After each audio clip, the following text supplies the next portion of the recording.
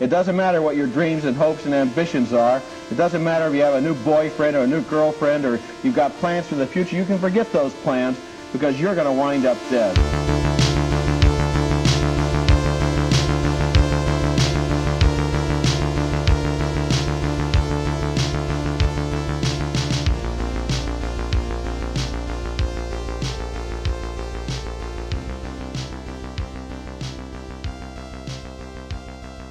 Hello, everybody. Welcome back to Decayed Tapes. This is Miguel Myers, and I'm joined here by Max Booth. We didn't change our names, and for the Patreon, we both have the name Max Booth. That's fine. Who's who?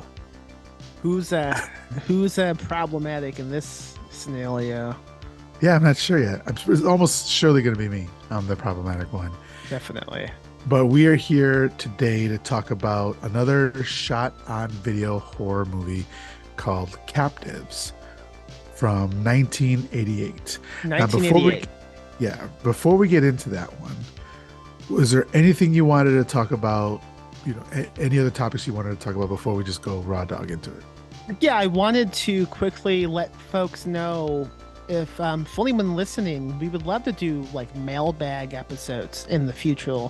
So the email we have is just ghoulishpod@gmail.com. Ghoulishpod, P-O-D, @gmail.com. What we were just talking about this, Miguel. What exactly are we interested in people writing in about? Yeah, so we're looking for stories about you and your friends going out and attempting to shoot a movie. Could be a horror movie, that's what we focused on, but could be something else.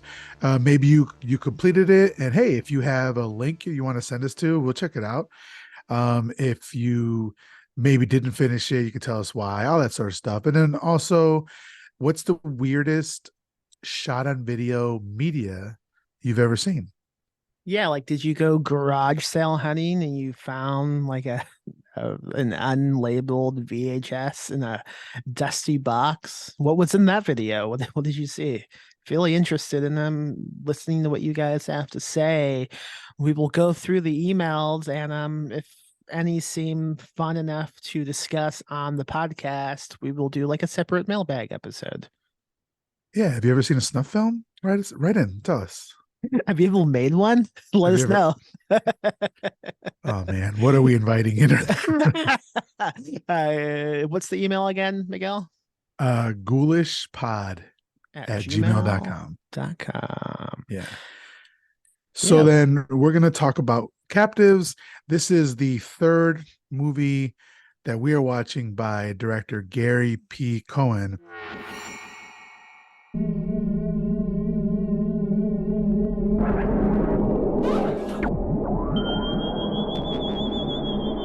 There's no need for you to do this. I was blamed. I was blamed. I was blamed. I was blamed.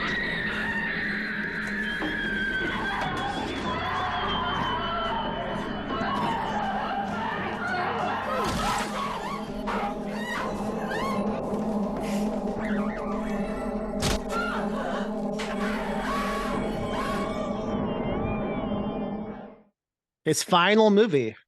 This is his final movie. Okay. Outside of a documentary he put out like a couple years ago. Okay. And so the previous two that we saw was Video Violence and Video Violence 2. And at this point, we are going to be interviewing Gary P. Cohen this week. When will that be dropping, Max? So when the episode you were listening to right now, it's out now. The interview with Cohen will come out the following Monday. Okay, cool. Yeah. So really looking forward to that. Kind of want to get into his head, what he was thinking in making Video Violence 2. Got a couple questions on that.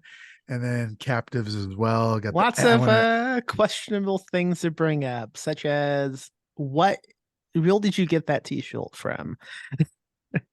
From Captives? Yeah. Yeah. That was that I was like when you pointed out that shirt, and we're talking about the shirt that the little brother Ollie Paulie is wearing. Yeah, Right, yeah, right, yeah, yeah, yeah. right. But I assume it's like a knockoff built Simpson t-shirt, but I don't know. That's what I Yeah. thought it was. I thought maybe I've been friends with Andrew Hillbuilt too long because he's a big fan of doing like knockoff mascots that he draws himself. Like he has a whole Sonic he's created. And when I saw this t-shirt, I thought it was like that, but with Bartholomew Simpson. But it's not. But it's not. No. That's what Uh, you guys say. I don't know. so Andrew, we were talking about this yesterday. The person or the shirt that I thought it was Fido Dido, and I wish I could show it on the Patreon, but it's essentially like a stick figure kid with curvy or spiked hair. But yeah, Fido Dido, look it up. That's a t-shirt that I thought it was in this movie. But before we get started talking about the movie, real quick, 2-sentence synopsis from IMDb about Captives. 3 weirdos invade the home of a wealthy family while the husband is at work. They have not come with the intention of stealing anything. They just want to show the wife a video. It's pretty accurate. What a great premise. Yeah, it's a really, you know what, like I have to say, this is not what I expected from Gary P. Cohen. Just because the first 2 movies were very different than this. This seemed more mature and more I don't know, but actually when I'm looking at it right now, Video Violence came out in 87, Captives in 88, and then he went back to Video Violence in 80. No. Same year, 88. Yeah. Yeah. So he made Video Violence. Then he made Captives. Then he made Video Violence 2, but Captives didn't end up coming out until after Video Violence 2. And the big fucking thing was, do you have the production company in front of you? It's like Majestic or something. It's like Majestic House, I think. Anyway, Okay. the production company, Phil Captives, they kind of screwed him over. They did a new edit on the movie without his permission. They retitled the movie. I think it was called Mama's Home. And Mama's Home, yeah. Yeah, they put it out. It was this cut that he did not approve of. He disowned it actually until he was the only one with the original copy for many years. I assume the copy we saw on Tubi was the cut that he preferred because it was pretty good. It wasn't bad, and also like it had Captives as the title in the opening of the movie as well. So I'm pretty sure we saw the correct version. I did buy a Blu-ray from a Blu-ray boutique company, which was advertised as the original director's cut of the movie, but it didn't show up in time before we could record, sadly. So I have nothing to compare it to, but I'm pretty sure we saw the correct version. But yeah, there was a lot of controversy with how this movie came out, I guess, and he wasn't pleased. And maybe this has to do with why he didn't make another movie. I don't know. Like he did these 3 and that was it. Yeah. And now he's like in a band, right? And he's moved on. What do you remember what his profession is? Yeah, so you read like a long bio of his on episode 1. He does like local community theater, like he directs plays and stuff. He's in some type of band only because I've been communicating with him to set up this interview we're gonna do, and he's like, I can't do weekends, my band plays gigs. I don't know anything about this band, so we'll definitely have to ask him about that when we talk to him. I'm excited. What genre of music do you think it is? Rockabilly? I hope it's rockabilly. I don't know what genre is like 9 Inch Nails, so it's gonna be that genre. Industrial. Yeah, industrial. He's gonna do that. The only production company that I could find is that Little Zach Productions that's been on that we've seen in this movie. Yeah.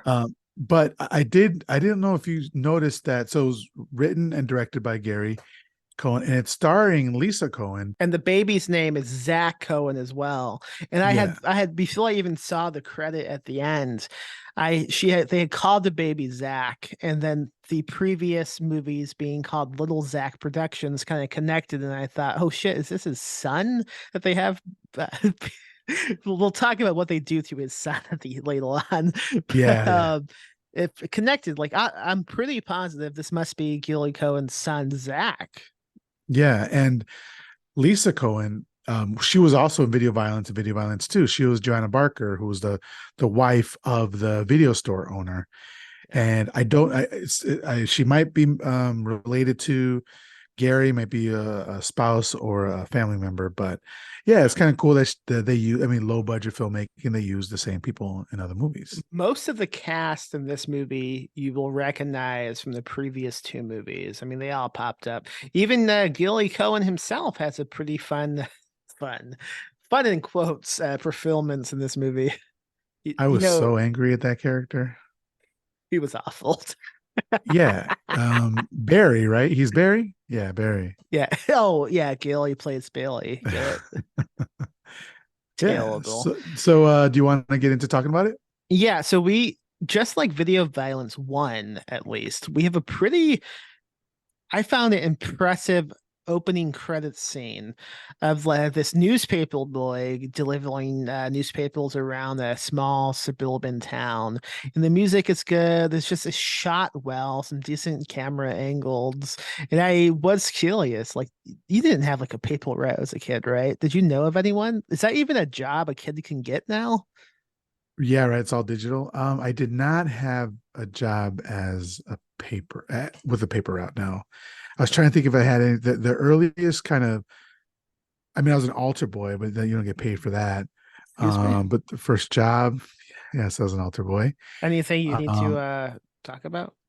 No. I think That's it's good. That's good. There's pending litigation, but after that, I'll be able to talk about it.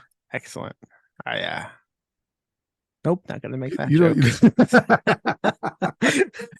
Moving on. I think the earliest type of job I had was like shoveling snow, and that was just like a DIY thing. Like it was just me and my brother going house to house shoveling snow, and then he would basically bully me into spending my half of the money on baseball cards, so then he could go through what I got and take like the good ones.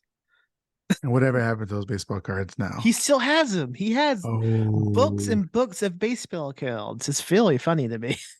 Whoa. I still have my cards from when I was growing up. What am I supposed to do with them? I don't know, man. You're just jealous because your cards got stolen from you. Yeah. So the radio announcer, just talking regular radio announcer stuff, but then they play a song. It's called "Revenge is Sweet," kind of laying out the theme of the movie. Yeah, they're talking about like news events going on from a time when I was not alive. I don't know if any of that was accurate. There's a point where the newspaper boy goes to a Silton house and just stops, holds up the newspaper and shouts, "Eat it, jilt bag!" Just whips it at the house and continues.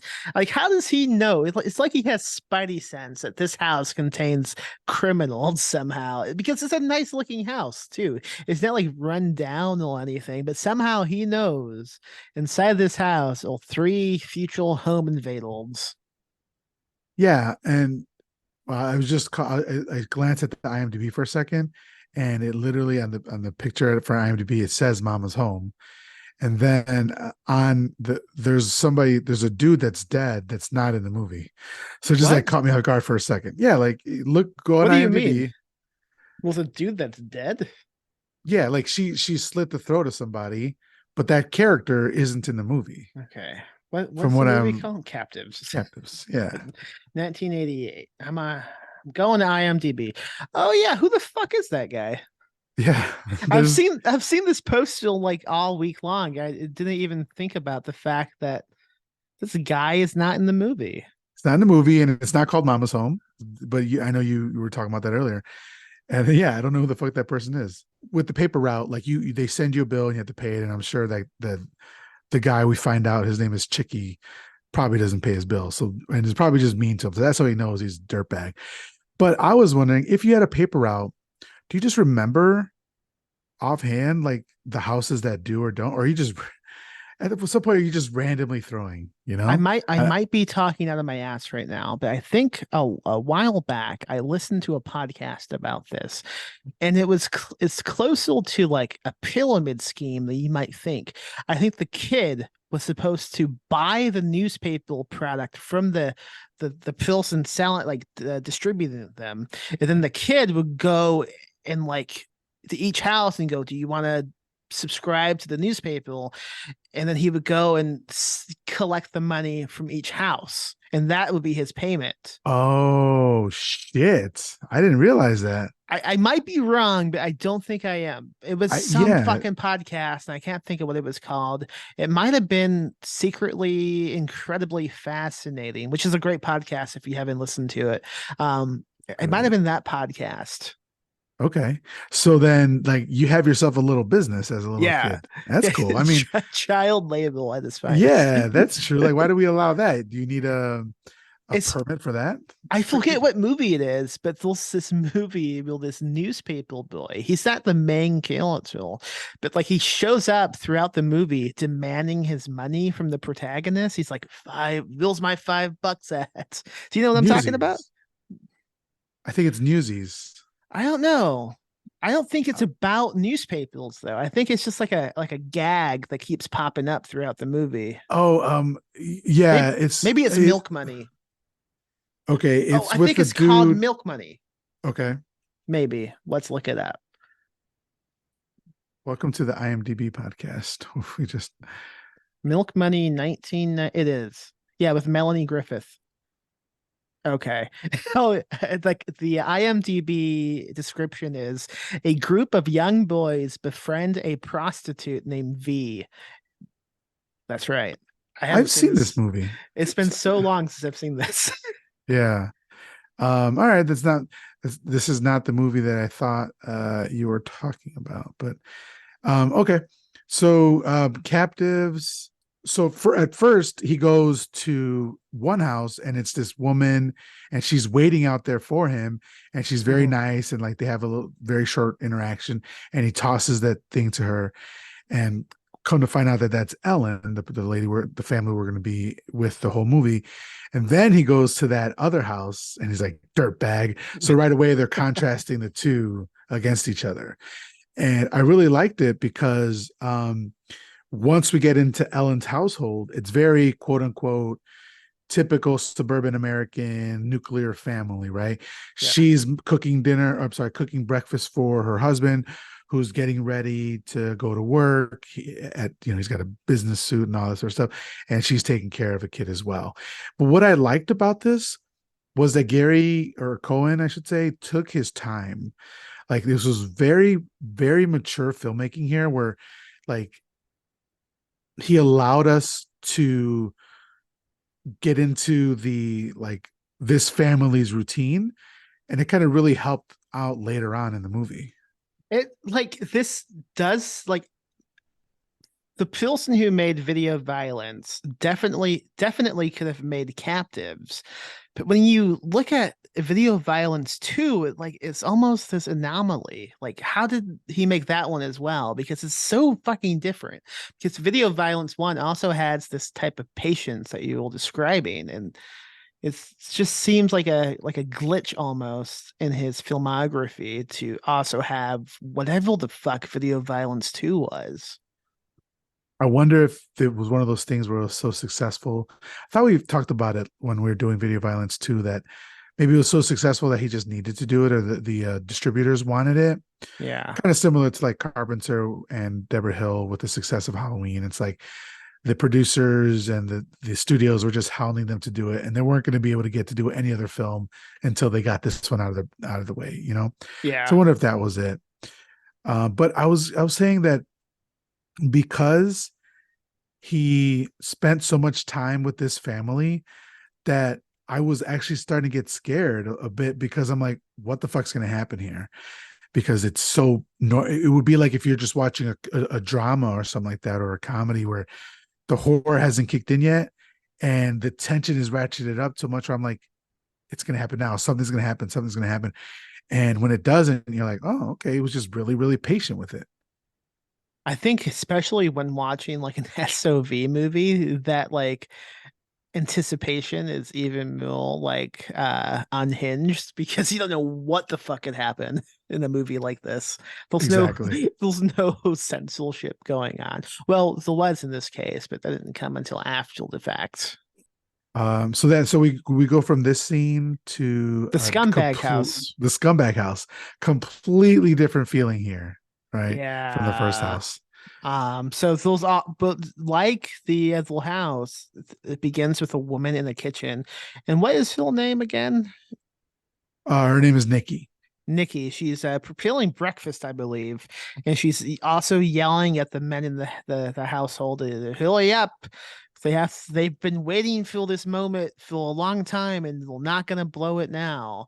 And then we see the rest of the family, which are two of little siblings, two brothers, both of them of legal age, I think. I'm not positive. Uh, how do you want to describe these brothers, Miguel? Because I don't know how to. The one brother named Chick Pelagio. Have you ever known someone named Chick? Chick Hearn is somebody in the sports world. Chick Hearn, so was a sports announcer from, and like he passed away in 2002, but in the 70s, his name was Francis Dale Chick Hearn, so it's a nickname. So we don't know what the hell his real name is. How does somebody get the nickname Chick? No fucking idea. No fucking idea. You remind me of a baby chicken.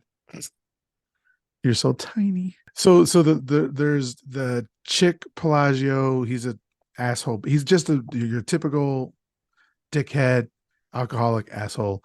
Probably racist too. Doesn't come up in the movie because there's no people of color in here, but that sort of person. And then there is Oh yeah, he would have many opinions about January 2020. Yeah, he would have been at January. He would have been at January 6th for sure. And then Paulie Pelagio. So Paulie is developmentally challenged, possibly on the autism scale, but they play his who he is for laughs. They're like punching down a lot. Yeah. At least the older brother is, but like Nikki seems to really like him. But I mean, they put him in situations in which he doesn't want to be in, so he's a victim here too. To give you an idea of how he's presented, the opening scene with him in it, he is eating toothpaste like an animal. I mean, it's really taken away of him as like a human being. It's not great. Yeah, and so that's kind of when we're talking about Paulie throughout the movie. Just understand that that's what they're playing him as, but maybe not buffoon, like an idiot, or just really a slow Childlike. individual. Yeah, childlike, right? Yeah, exactly. It felt wrong watching. Like it felt like we were supposed to be laughing at his expense. That's exactly the point. Yeah, like I'm all for inclusion, right? Like inclusion is important, but the way some of the jokes that they were doing in it at his expense seemed a bit mean spirited. So yeah, but also it's an SOV movie from the 80s. I mean, it's what you get when you begin a podcast with this theme. We're gonna run into this a lot. Yeah, and then so the older brother character goes to use the washroom while Paulie is brushing his teeth, and he just whips it out and starts peeing, and Paulie like looks at it and he says, "What am I turning you on?" Really weird thing to say. I don't remember that. Yeah, really it's weird not thing. that strange of a thing for this family to say. We will discover later on. Yes, because I got to tell you, something happens, and I didn't process it until later on in the movie when nothing about that is happening. I just put the note. I'm like, wait a minute, because it popped up in my head at that time. So I'll tell you. But yeah, next, we're back at the quote unquote normal house. This father, who's played, so that's Barry.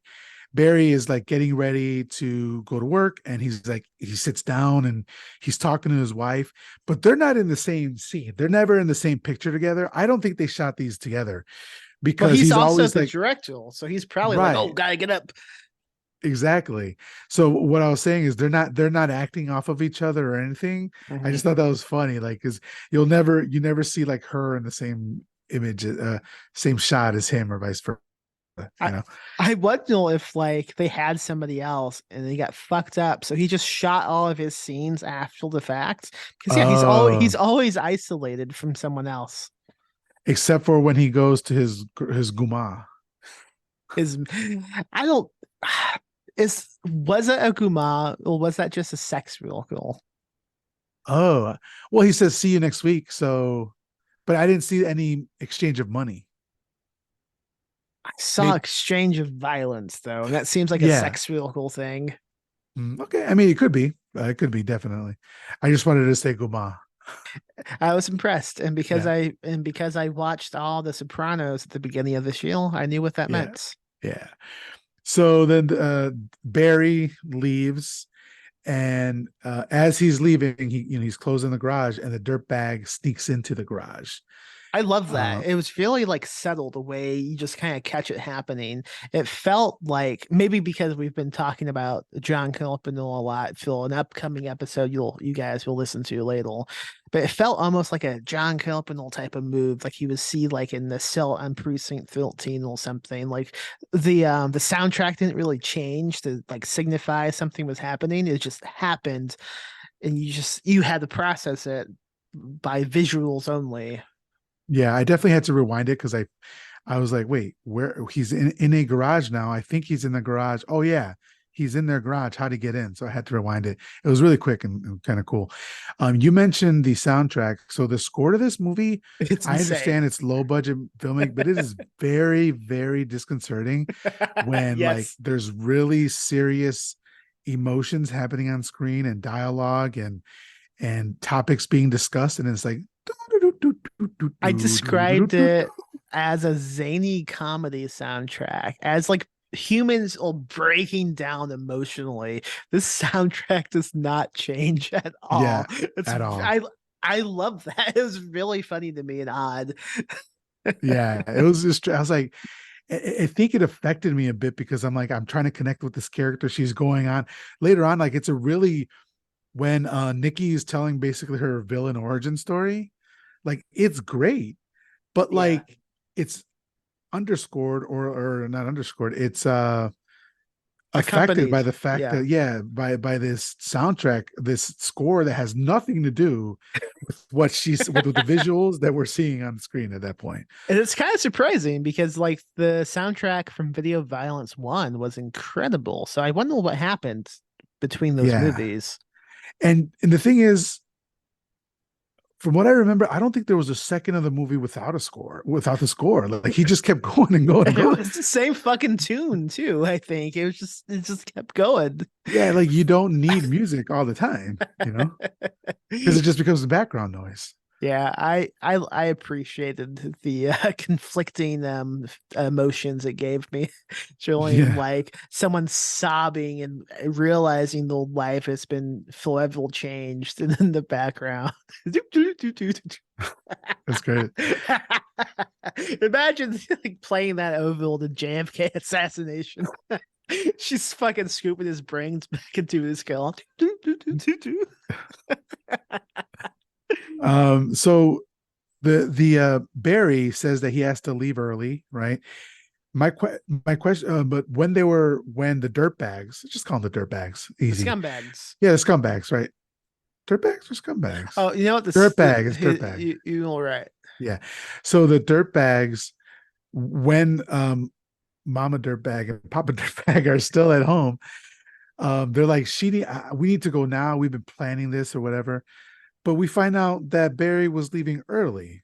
So how did they know? I think the explanation is shot on video, buddy. Yeah. The explanation was shut up about it. So that's fine. I mean, we'll not.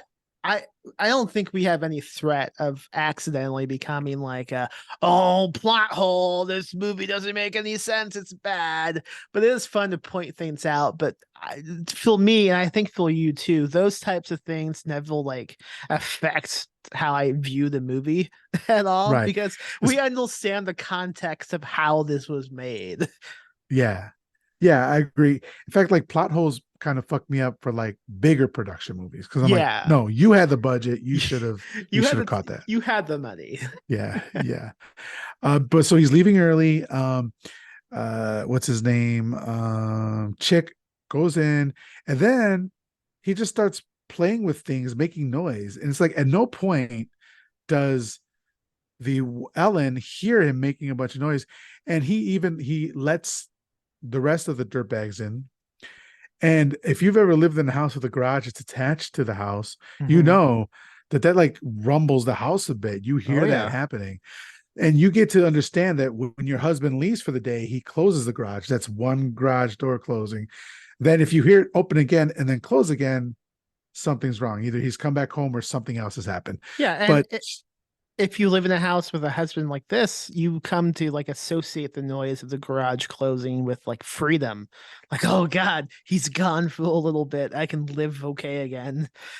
see, I thought we're going to find out a bit in a little bit, but I thought that he was a completely different person with his wife than he Yeah, was outside. that's true.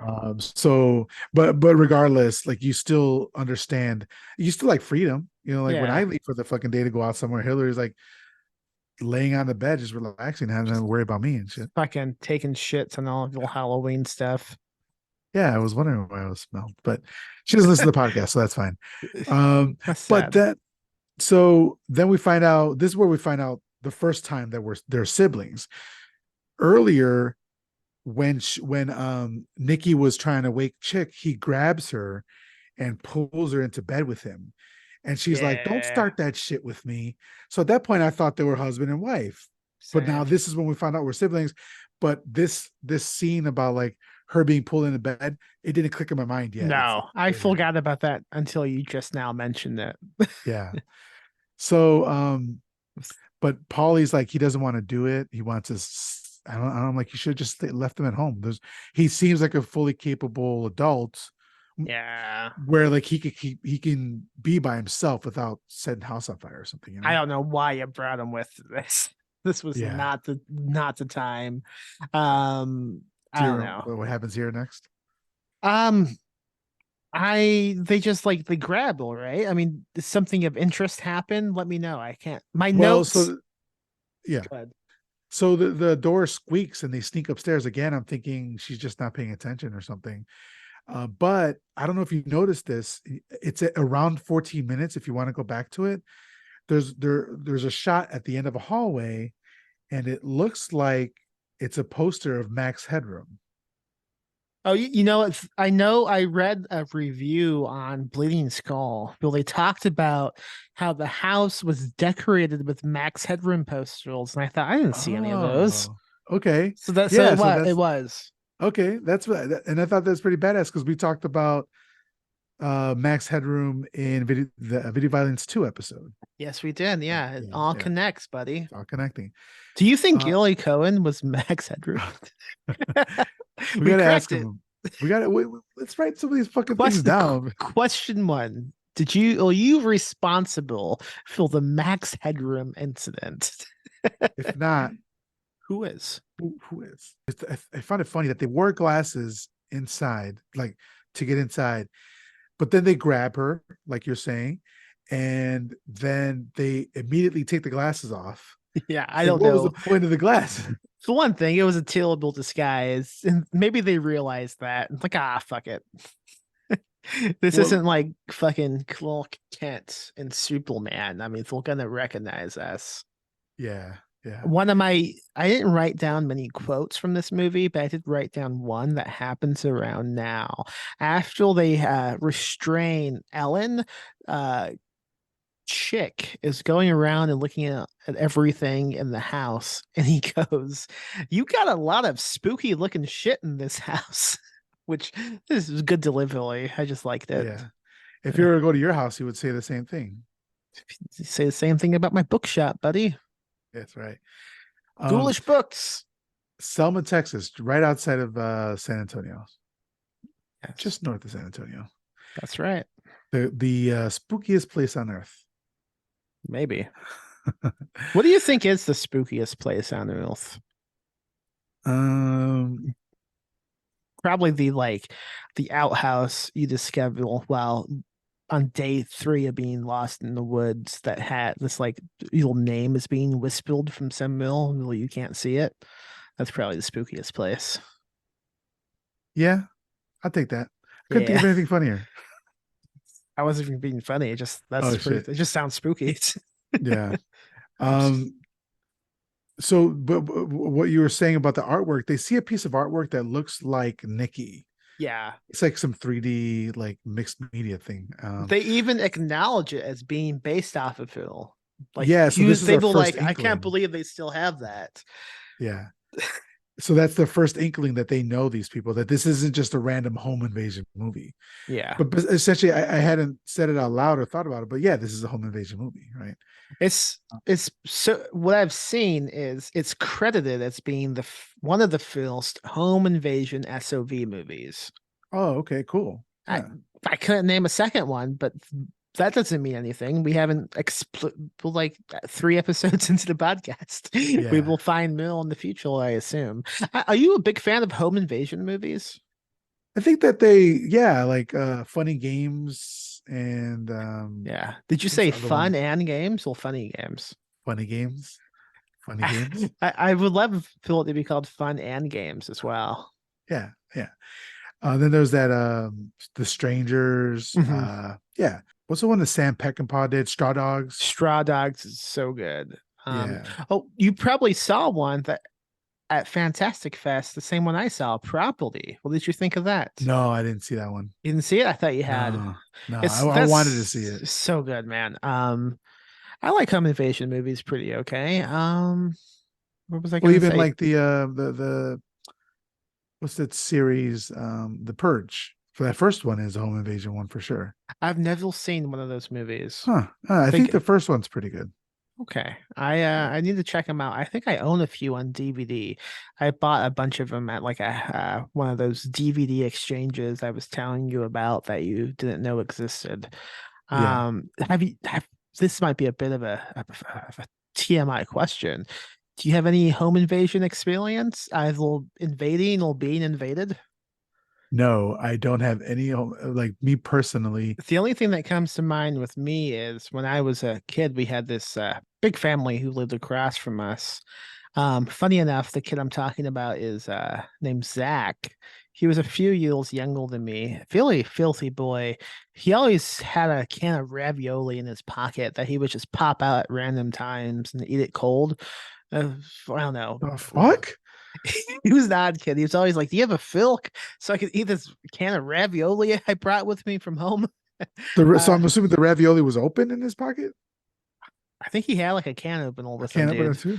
Yeah, The can opener to eat. he's an odd kid. Anyway, one night we woke up. So we all lived in the living room of the house, but we had like a toy room as well. We woke up in the middle of the night to a strange noise in the toy room. And we walked, my mom must have went and checked it out. And he was in the room. He had slipped in through the window.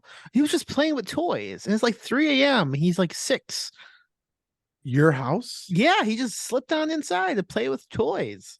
How old were you at this time? Were you same age? No, I was probably 8. Holy, still, man, that is really creepy. Yeah. Oh, I do have one more possible home invasion related thing I will share because it terrified me.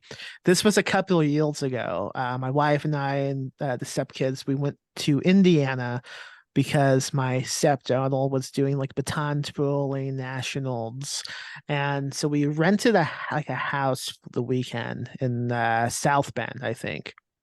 And it was kind of like a country little road, like a lot of property, a long road was kind of isolated, no lights at all. Huge driveway, like a like a block long driveway. And it was almost midnight. We had just settled in for the night. And it was one of those houses you can rent, but like the people who own the house just leave everything. So like the fridge had like ketchup and mustard and shit. And we were doing some investigating, and I went into the closet of the main bedroom and I found a bunch of like ammunition but no gun. And then I found like a small wooden chest, and I was like, "We have to open this." And we opened it, and I immediately regretted it because it was just a bunch of photos of a naked woman. I was like, "Oh fuck!" So Oh, I closed it and like let's stop snooping. So we stopped. We didn't think about it again until around midnight of that night when someone, I think my niece, because my family's from Indiana, so she was staying with us as well. She was like, "Those someone at the end of the driveway." So we looked out the oh. window. Have I told you this? No, it sounds like the beginning of Us. So we looked out the window and just headlights at the very end of this driveway. So I'm like, oh fuck. Why I hate how sexist this universe is because now I am the one who has to go out and investigate what's going on. So I said, well, I guess I'll go see what's happening. And I walked out onto this like deck in front of the house and I'm just looking, trying to make out what the fuck is going on, but it's so dark out. I can't see anything, and the lights from the headlights were practically blinding me when suddenly I hear this voice. And it's gonna sound like I'm just making this up. I promise you I'm not. A woman's voice, somebody in the darkness, just saying, "Give me back my son." Oh Give me shit. back my son. And I'm like, oh shit. And then this woman just like finally like it's close enough that I can see her. And she's obviously strung the fuck out on who knows what. And she's like, give me back my son. I'm like, excuse me, ma'am. I don't know what you're talking about. And she just keeps saying that. I'm like, you have to leave. We don't have your son. And she finally leaves. And we call the people who rented us the house. Oh, by the way, the woman, same woman from the photographs I found. Oh Same shit. woman.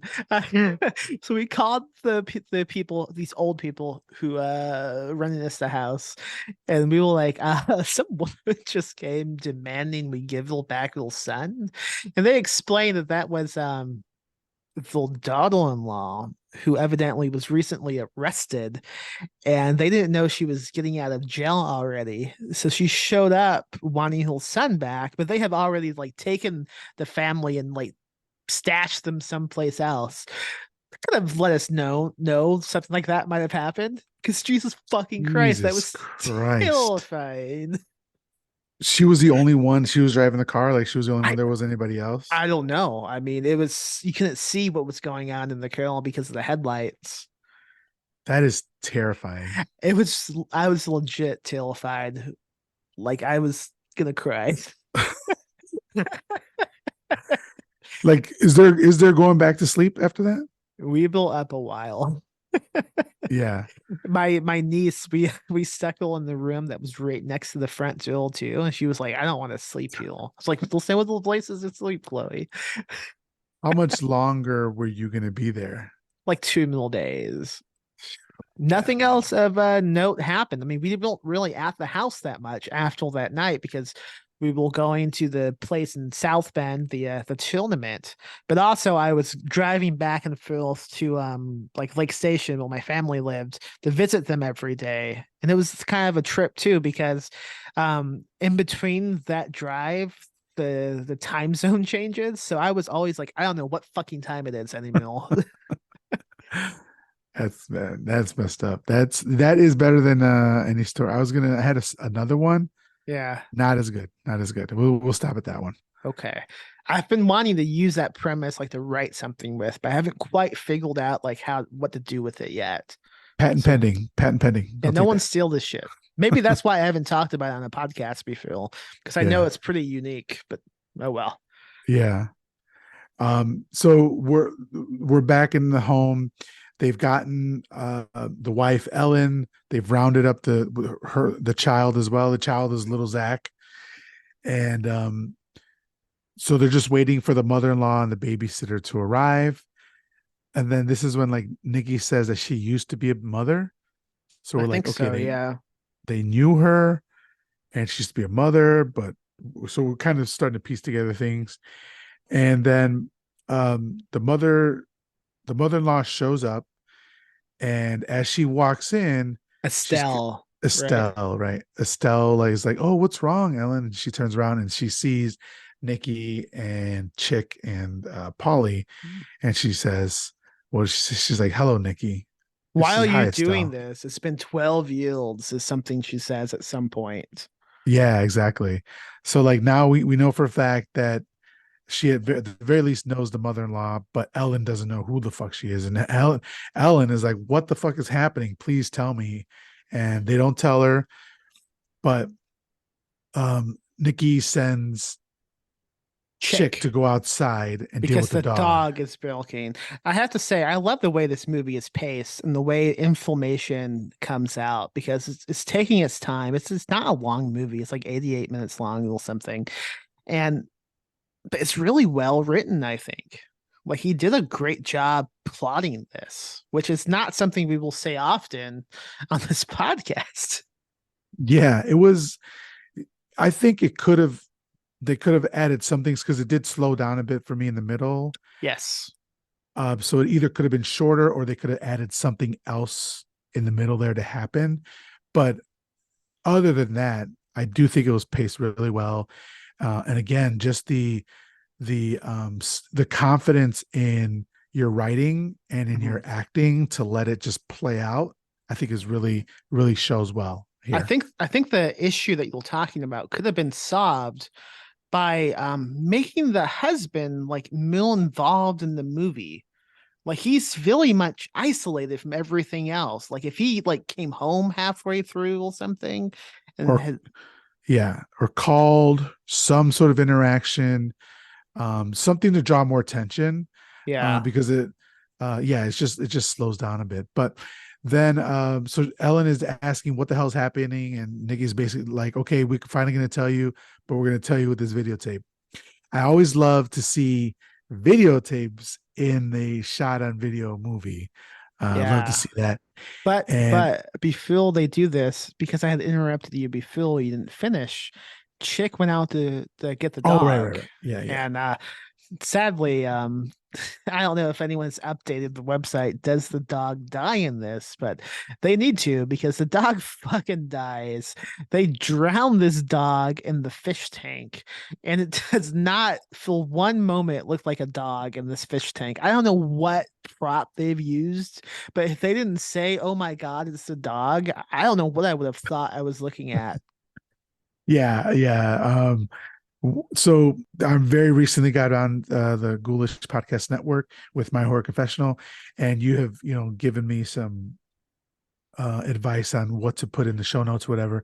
One of the things was the does a dog die at the end for some trigger warnings, and I was doing I did The Thing.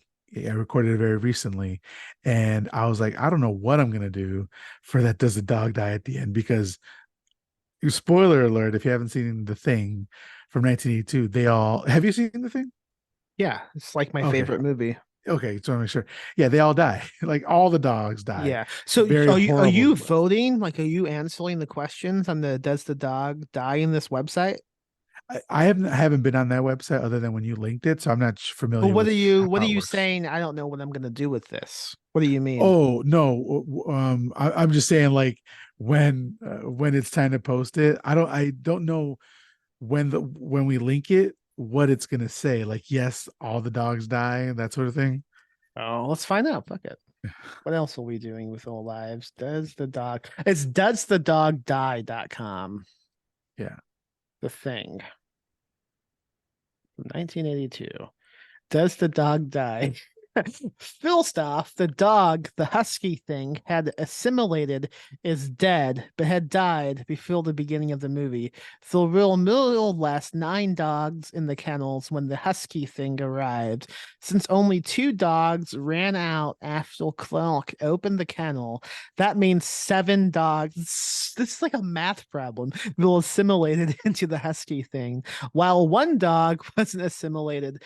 The thing was dissolved in acid, and thus I'm assuming it died to the extent of its injuries. One of the kills the remaining dogs in the kennel after seeing the Bennings thing.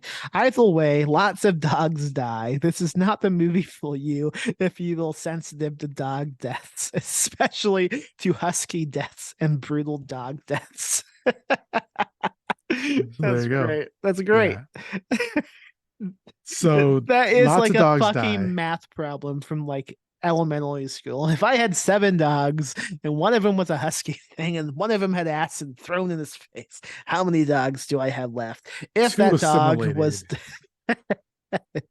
Yeah, and it's a trick question because they're gonna be like, actually, one of them was dead before the movie started. So I noticed since I did the actually thing at my bookshop the other day, you've been doing it a lot. I think I made a when trend. did you do it at your bookstore? I did it on Saturday night at the reading events because yeah. I was doing an improv story and I was like, just tell me a monstrel.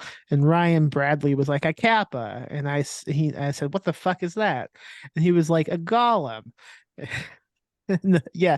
And I was like, just say golem then. And he was like, yada, yada, yada. So I make fun of him. And I was like, actually, it's a kappa. Okay. I can see that. But I think I have cooler glasses though. So I do want to mention, like, the dog's dead, and she like briefly reacts, and then what the fuck is the lady's Kitty? No, what's her name? The woman's Nikki. name? Nikki. Nikki's like, put this VHS. Do you know how to look at VHS? And she's like, yes, it's 1989. I know how to look at VHS. So she does it, but she is extremely well composed for someone who just saw the corpse of the dog. Like, if that was me, the movie would be done. I would be just hugging myself and sobbing. It would not be like a John Wick thing. I would just be dead to the universe. I would be like Sam Neill in the beginning of In the Mouth of Madness. You would have to drag me to a fucking thing with like an Ash Wednesday cross on my forehead. Is it if it's Frank or if it's Conan or both? It's Frank. Yeah. Okay. That's what I thought. Oh, am I a monster for admitting that? I don't know. No, everybody likes, I mean, both my dogs hate me. They love Hillary, so it's fine. Conan is more of Frank's dog. You know, we got that so Frank wouldn't be so like billed all the time. So you would have a friend. Conan's cool. He's not. He's a maniac though. He butted you in the head and broke your glasses. That's why you're a blind bitch right now. He's a fucking psychopath. There's no controlling Conan. All he wants to do is wrestle nonstop. With you, he wrestles? Oh, we wrestle all the time. I fucking suplex him and stuff. I do a lot of like I'll get a blanket and stand in the living room, and he'll be on the other side. I'll wave it like he's a fucking bull coming. And he runs and just dives into the blanket and knocks me down. Wait, is this dog ears or what? What are we doing here? Not yet, baby. Okay, go on. All right, so they put the tape in, and it's home movies from like 73, 75. But not the show from Adult Swim, sadly. You know the show Home Movies? No. It's an animated show from I like don't know. I think I've heard of it. It was good. It was like late 90s. It's a good show. Animated. Okay. Yeah. The guy who did that show Bob Spielgold's the guy who voices Bob. One of the voices. H.J. Benjamin or something. Yeah. He does the same voice for every character he ever does. Yeah. He plays a depressed gym coach in it. It's pretty good. Okay. Do you want to do a podcast on it? I would love to. I'm sorry. You said home movies. I had to talk. No, I'm gonna mute my mic. No, don't mute your mic. So it's videos of Nikki and Barry as basically hippies. They're singing and playing music, and in the background we hear like present day they're making comments about it. Oh, they look so happy. Or what's his name? Paulie was like, oh, I remember that. I remember that. Yeah. And Then we This see for them. me is when the movie began to drag. Really? Okay. Yeah. I like this part of it because I like the, it feels like she's working up to her villain origin story. And it's like, I was a happy person. I wasn't like the person you see me right now, but something happened in it. And you're about to know what Yeah. it was. I liked the last video, but I felt like it took too long to get to that point. Yeah, that's true. They did show them like playing guitar a lot or like being silly together, that sort of thing. Yeah. But yeah, but then they show their wedding day. And then this is when I was like, when I saw them getting married, I was like, wait a minute. In my head, I was like, Chicky pulled his sister or Chick pulled his sister into bed with him this morning. What the fuck? I just realized that. That's when you realize incest was happening. Yeah, that's when I realized Okay. incest was happening. My And I was moment like, came later on, which I'll let you know when we get to it. okay. So then we see footage of Nikki being pregnant. Ellen is appalled at this. She's like so affected by it. Yeah, this is the moment when when the soundtrack really stuck out to me because she is sobbing like, "No!" And it's like, "Doo, doo, doo, doo, doo." It's so funny. Then we see Estelle in the video as well, the mother-in-law. She's there, and they point that out. And I was thinking this is actually like really well set up for a premise for a movie. Like Mhm.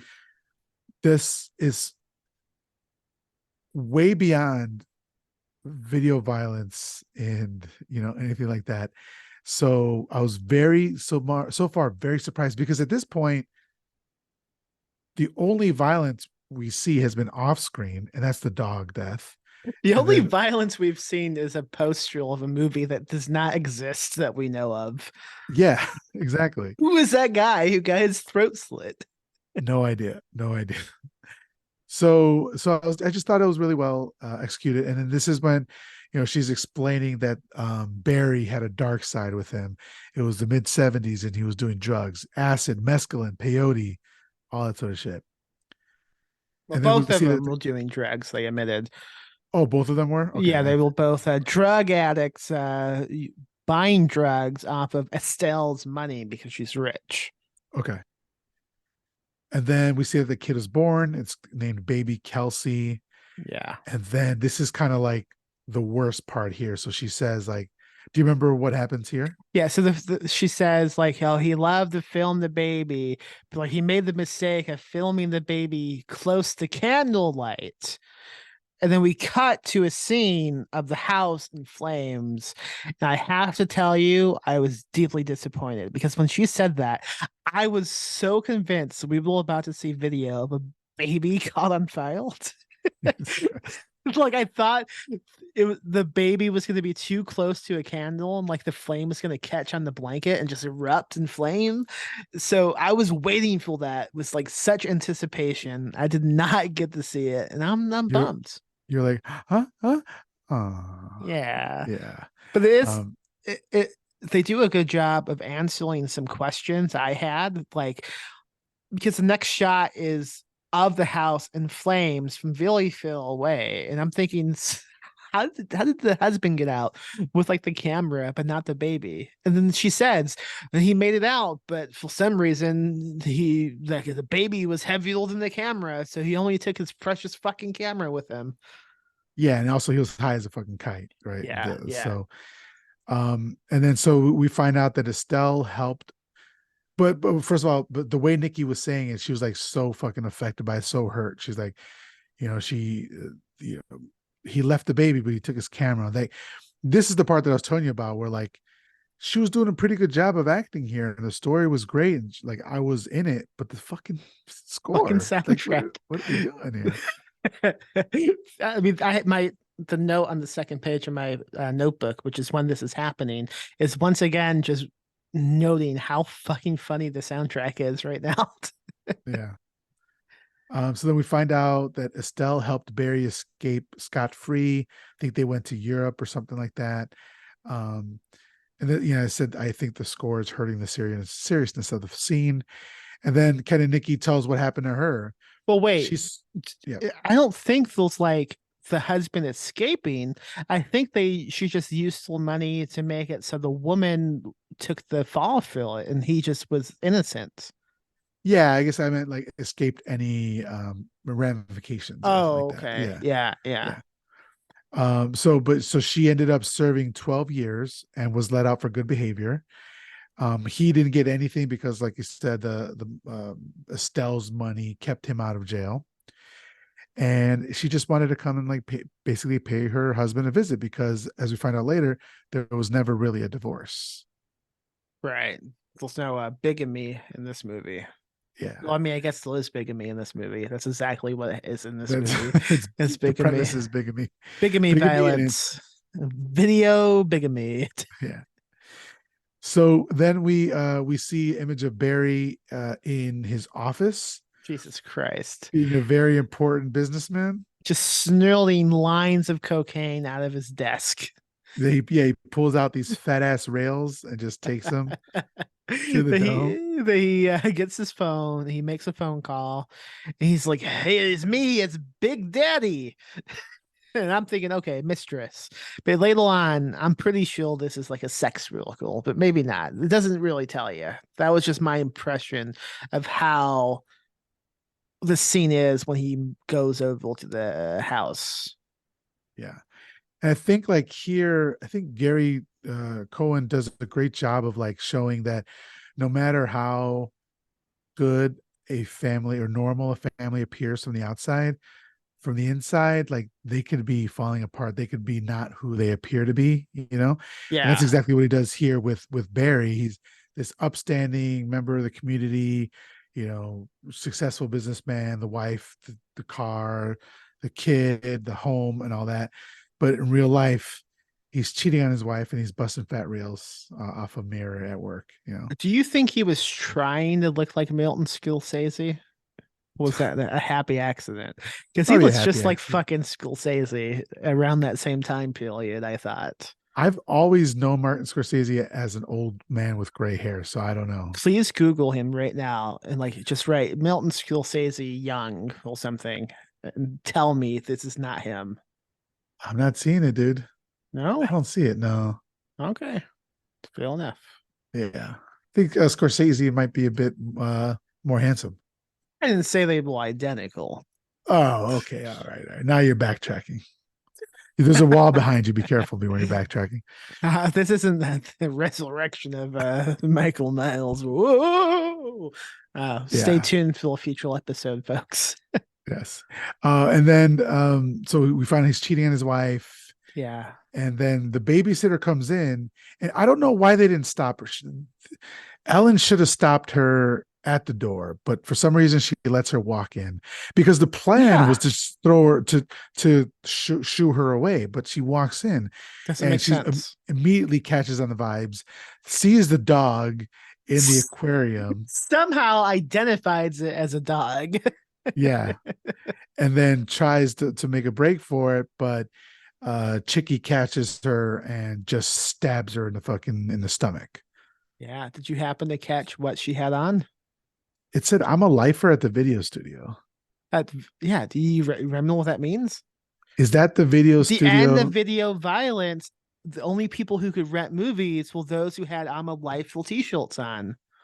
Oh, okay. So I don't feel bad about this lady then dying. Yeah, she's a fucking snuff film enthusiast. We got to ask him about this. I'm curious. I want one of these t-shirts, dude. Yeah. Oh, man.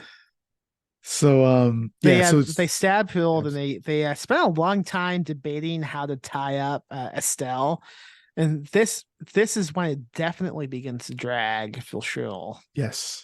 Yeah. After the death of the babysitter, whose name is Betsy. I was a little disappointed, by the way, with how little screen time Betsy has. I think they could have played into that a little bit more, you know? In what way would you have seen them doing that? I don't know, maybe it was like, well, the way that I'm now imagining is they just, like, they try to shoo away. She's like, "Oh, okay. Oh, by the way, may I use the bathroom, or may I have a cup of coffee before I go?" And then they all just like keep pretending to be friends of the family. It's like a comical series of events. Yeah. I don't know. I like that. It could have ratcheted up the tension a bit because you're like, Yeah. you would be like, just leave, bitch, leave. And she doesn't leave. Yeah, I wouldn't want them to do any like horrific stuff because I'm not a lot of times with these movies by Cohen, there's some uncomfortable sexual Yeah. stuff going on that I don't quite dig. Well, there's that incest in this movie, but it's Incest is typically in the okay. yeah. In the other two movies, Well, this video one violence. too with What? Chick and Ellen. Yeah, yeah, yes. You're right. Yeah, you're Yeah, right. yeah. Yeah. Violence towards women. Yeah. So Estelle and Nikki are kind of going back and forth and realize that Estelle is like an enabling mother, right? Because basically she's like, oh, it was your fault. You were the reason why he was doing drugs. He's a good boy. Now he's changed. And that's why I didn't want him to go to jail because he deserves a second chance, whatever. I'm like, oh, you're just an enabling mom. You're just, Yeah. and then they just bitch slap each other. Nikki slaps her and Estelle slaps her back. I was like, oh shit, wasn't expecting that. Yeah. And upstairs, Ellen is with the baby, kind of taking care of him, and she's basically trying to talk Polly into helping her. It's pretty surprising they left Ellen like unsupervised, basically, because I don't think like do they really suspect that Polly's going to be able to stop her if she decides like to call the cops? Like they haven't cut the phone lines or anything. What is stopping her from just like walking out the window or something or calling the cops? Yeah, throwing the baby out the window. That would have been hilarious. Yeah, that would have been like a trauma film or something. Yeah. Yeah. So then this is Nick, no, not Nikki, sorry.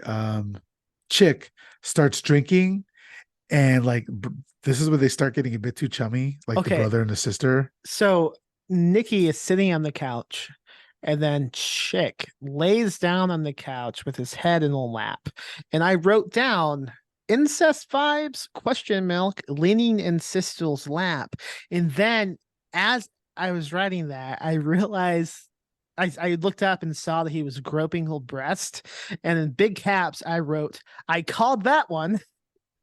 It was like a, oh shit moment. Yeah. Yeah, so we know that there's a history of incest, which so like she was gone for like 12 years and she moved back and is now staying with him at his house. Yeah, but she's only been back a few days. So like will they getting it on before this happens? Conjugal visits or something?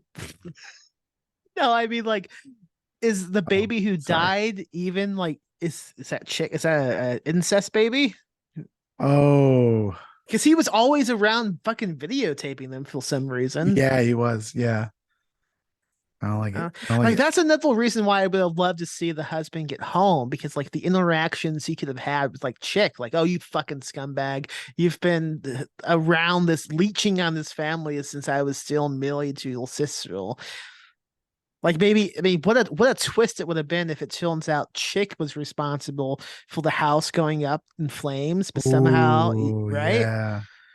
I don't Yeah, know. because maybe he got drunk and let a cigarette fall or something like that. Why is that always the assumption? I don't know. We just went through this in the chat when Zach Snabel's house went up. Like Andrew was like, I bet it was a fucking cigarette. Why? Why is that no one smokes anymore? It's all vaping. Yeah, well, I don't know. I associate smokers with passing out drunks and like on their couch. That's real.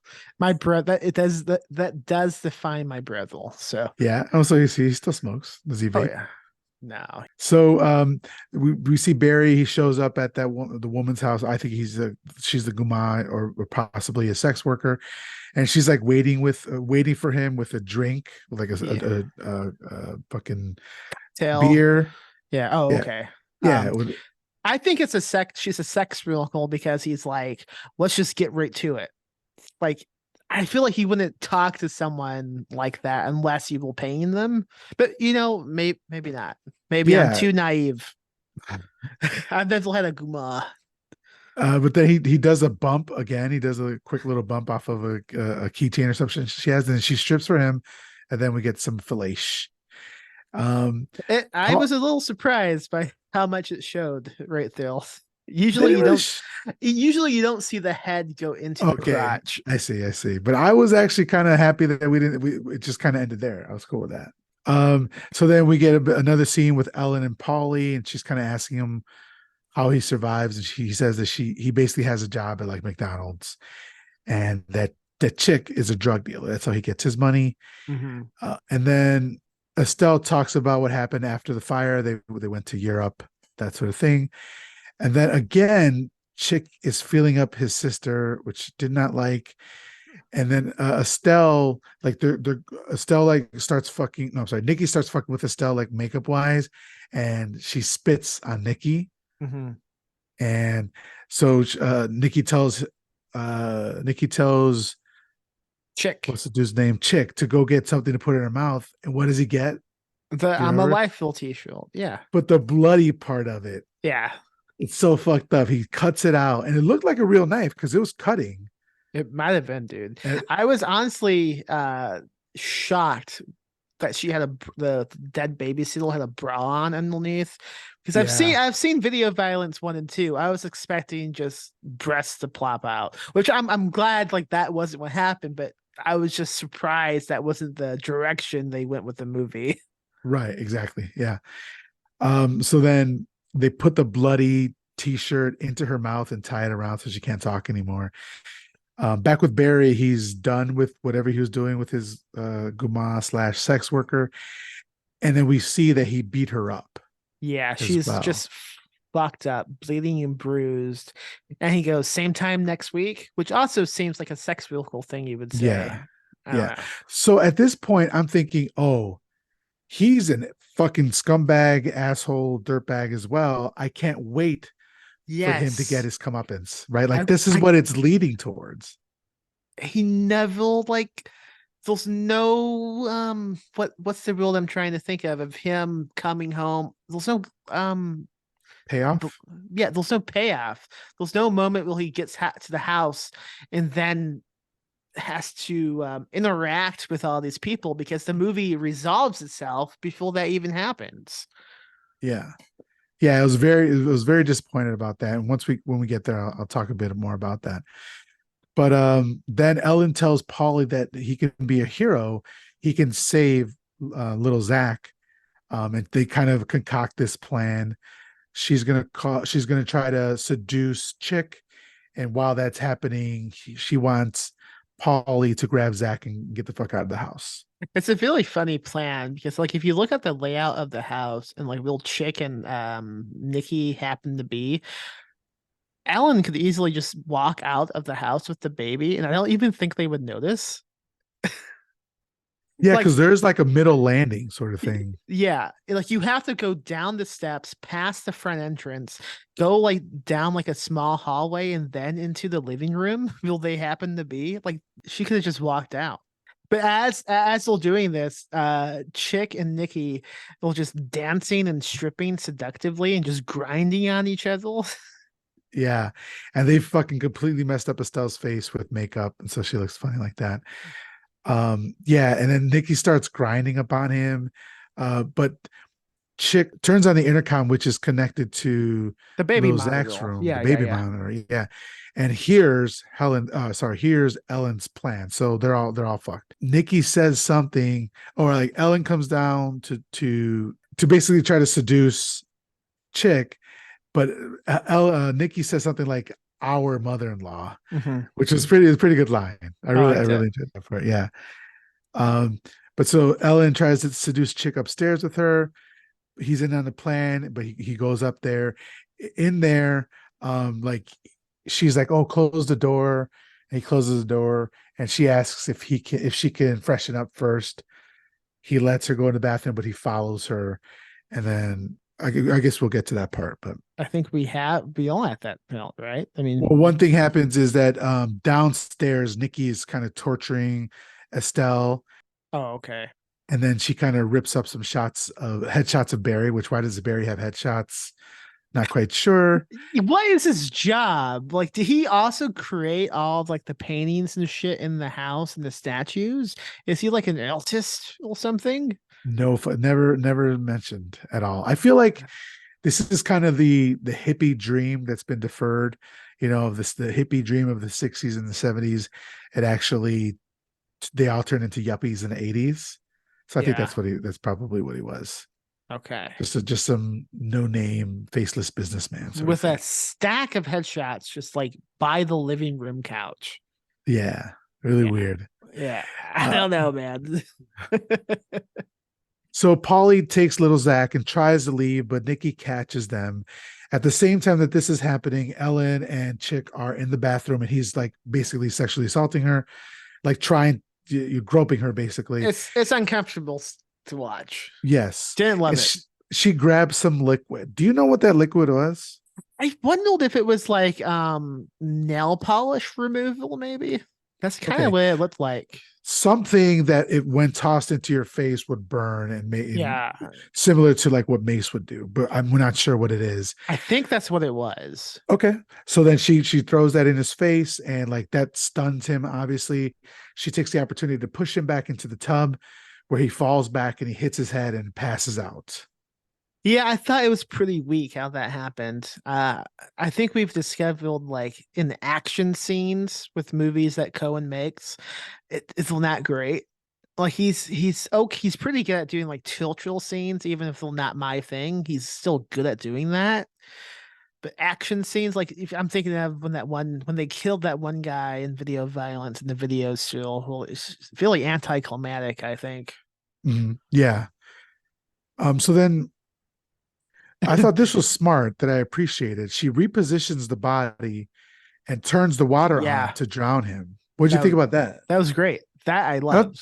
I don't think maybe I'm wrong and I'm not thinking clearly, but I don't think I've seen that. Well, no, Les Diaboliques, I think did that. What's that? But I've just never seen it. It's a French movie from the 60s, black and white. That movie Um, also has someone getting attacked, killed in a tub, and then drowned. drowned in a tub. Yeah. Hmm. Yeah. But other than that, like I was just gonna ask you, like, do you remember? I just like the sequence of events where she like defends herself by throwing stuff into his face. He falls back, hit his head, and immediately she doesn't like.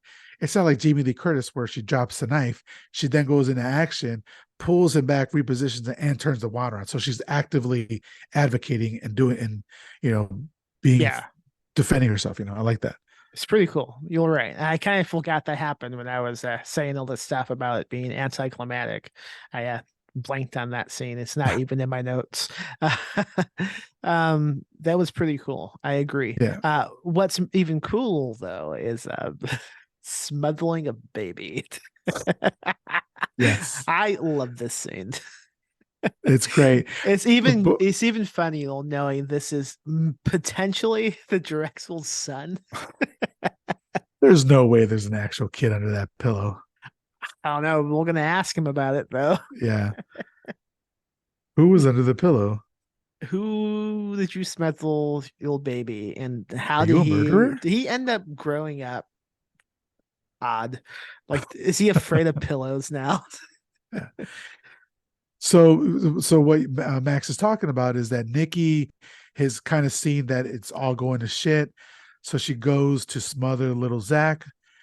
And she's actually doing it for quite a long time, like a full minute or so. I wouldn't While last Polly, that like- long. I would have been No. dead.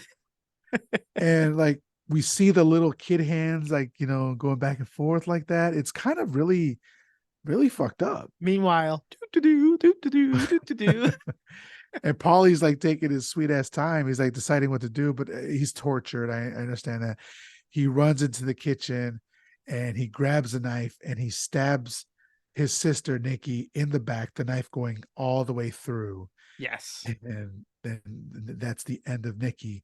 And I put here that baby definitely has some brain damage. Yes. So at this point, this I did find a little bit annoying, but I completely understand it. We're back in the bathroom, and Ellen, exhausted, sits down at the tub right where Chick is, right? And you're like, he's gonna wake back up again. He's gonna do something, and of course, he wakes up again, and he grabs her. And do you remember what he does to her?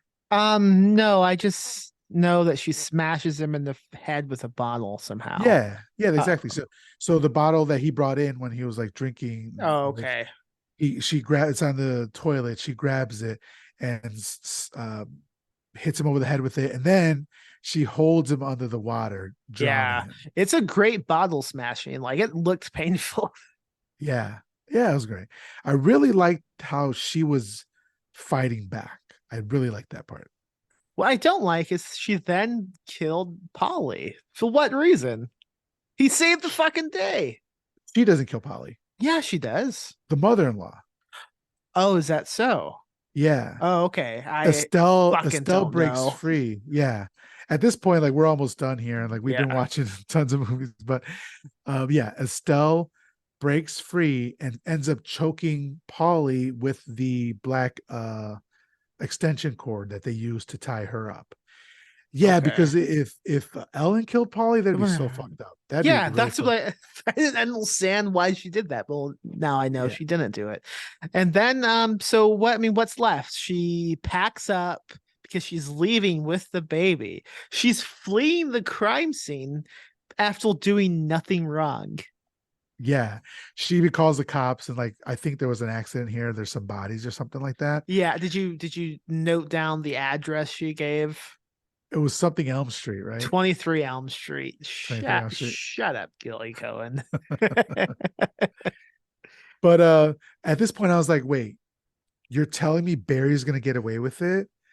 And then she calls the police and she says there's been an accident. And I'm thinking, okay, this sounds promising. Maybe she's gonna wait for him to get home and set up the fact that maybe she kills the mother-in-law and Barry and then says it was a home invasion, something like that. I was still like, it's gonna happen. There's no way that Barry is gonna get away with this shit. And then she drives out of the parking of the garage as Barry is pulling in, and he asks, "Where are you going?" And what does she do? I don't know. She gives the middle finger. Oh, okay. I think I was looking down at the time. Yeah, she gives him the middle finger and leaves, and that's it. Absolutely not. I needed more. I So fucking disappointing. hate that ending. So disappointing. The ending's terrible. And I think I maybe was too generous with my 3.5 rating, like on Letterboxd. I might have to take it a bit down after like having this conversation with you. Because there's so many like more interesting avenues this movie could have explored. Like, how cool would it have been if Ellen and Nikki like legit teamed up? Like, okay, let's fuck over this guy who has been such a piece of shit. That would have been pretty cool. Yeah, and like Paulie dying, that's a tragedy. That's an absolute tragedy. But I could understand for the story, it's a pretty good death, right? Yeah. But then I'm like, okay, if Paulie dies, Barry has to die. It's unforgivable that Paulie would die and Barry wouldn't die. Yeah, I mean, the husband definitely feels like an afterthought to the whole movie, despite him being like the defining character for the movie existing. It's like not enough thought was put into what his purpose was in this movie.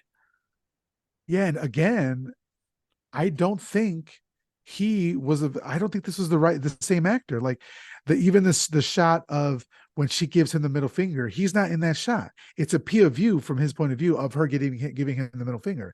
So I just think that perhaps, like you said, there was a different actor, or because he was a director, he didn't feel comfortable being the director and also on a screen at the same time. I don't know what it was, but it does feel like an afterthought, and I felt it just really did a disservice to not have him, like you're saying, arriving earlier and getting some of the brunt of this rage that Nikki has, because in the end, Nikki lost a child. I mean, they both lost a child, but she was punished for it and he was not. And so she has this rage in her, and he did not. I mean, he loses his family in the end, but for this person, he doesn't care. He'll start a family again. I wonder if this movie had like a camera operator, or if it was just Gilly holding the camera. Because if so, he probably just like had who I assume is his wife, who played Ellen, hold the camera when he was supposed to be in frame. Because it's not like these movies had a big crew. Yeah. Maybe that's like why he's never in the same frame as everybody else. Yeah, I don't see anybody else listed like a cinematographer or anything like that. They just have the actors, the director, producer, music, special effects, and that's it. That might be why. Okay. But Like still, there's another way he's to holding do the it. You know? camera and he goes, "Oh shit, now I have to be in it. Quick, Alan, come hold the camera and face chilling at me, and I'll do my scene." Yeah, I have to think that he could get one of the other actors to do it, though. You would think so. Yeah, I just don't know. It was just unforgivable for me. It really affected the score of the movie for me. It really affected the overall enjoyment of the movie. What would you rate it? I liked it more than Video Violence 2, definitely. I think Video Violence 1 was effective. He's something with his characters, like those two characters in Video Violence 1 and 2, like those the video TV show hosts, like. Yeah. And with this one, like, I don't know, man. I think Captives we're- has an improvement when it comes to the villains, because Nikki was pretty cool. I like Nikki. Yeah. I don't know. I'm at like 3, maybe 2.5 though. But like for me, 2.5. Yeah, 2.5 what? 2.5. Yeah, what are we gonna go out of? With Paperboys? No. Okay. No. Gonna do Paperboys? 2.5 Drowned puppies? smothered babies. Okay. 2.5 smothered babies out of 5. I'll give this 3 smothered babies out of 5. I think I Yeah. like this one more than both Video Violence movies. And I liked Video Violence quite a bit. But Video Violence lags significantly, I think, in the... Honestly, I mostly just like the beginning of Video Violence. And the rest of the Yeah. movie is okay. But Captives, pretty captivating for most of it. Shut it down. Shut it down right now. What would you recommend to anyone who watched this and wants to like check out some more home invasion stuff, movies, TV, books, etc.? Yeah, I'll do Straw Dogs. I mean, Straw Dogs is more drama, intense drama, but it's got some definite horrific scenes. Sam Peckinpah, amazing director. So yeah, I'd recommend that. How about you? Okay, so there's a book actually the Straw Dogs is based off of called The Siege of Trenchard's Film.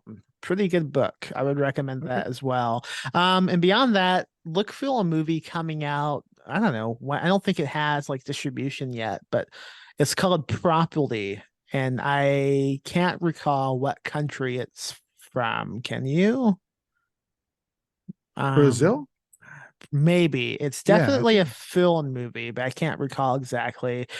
Yeah, because they're speaking Portuguese, and I think it's in Brazil. Yeah. Okay, so yeah, I hope that comes out sometime soon. And when it does, you will in for a good time. It's kind of a home invasion movie, but not quite. But it's close enough to recommend. Properly, great fun movie about how landlords suck. Eat the rich and all that. I'm pretty hungry, man. I need to get some food in me. Probably fucking Costco pizza because we have so much. And it's really easy to make. You just get the air fryer going and stick it in, man. Best way to make leftover pizza. I was trying to see if I can find it by the end.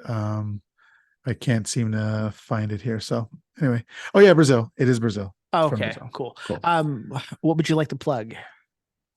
So My Horror Confessional, new episodes drop every Friday. I have a guest come on and talk about a classic horror movie that they haven't seen and why. They confess their sin to it. Max has been on a bunch. Just great episodes coming up. And if you want to follow me, you can follow me on Instagram at my Horror Confessional. Twitter, it's at MHCpod. If you'd like to email me, it's myhorrorconfessional@gmail.com. For the show here, though, we also have a patreon.com/Decayed Tapes. Yeah, and definitely write into the mailbag, ghoulishpod@gmail.com. I'll have the email listed in the show notes as well. Anything you want to talk about related to SOV movies you might have made, some odd home movies you might have discovered one day. Have you ever been involved in a home invasion? Write us. We wanna talk about it. Suggestions for us to cover as well. Yeah, I mean, Of movies to cover. well, pretty much we got that. But you can if you want to feel like when I was a kid, my brother would play video games and give me a remote that didn't work, and I felt like I was playing with them. So if you want to be like that, definitely email us suggestions. Well, I was thinking that we could do polls on the Patreon and allow Yeah. them to choose one of the movies we do. Yeah, we'll do like a listener request month or something, maybe. That could be fun. I think that's it. My new book, The Last Haunt, is coming out at the end of October. So go check that out. It's a book about a haunted house attraction. Miguel's in it. I haven't read it yet, but I just got it on Saturday. You're the most intelligent person in the book. All right. I guess something to live up to. All It's right. fucking hot. It's hot. Yeah. Rate and review the podcast on iTunes and have a good spooky day, folks. Live spooky, die spooky.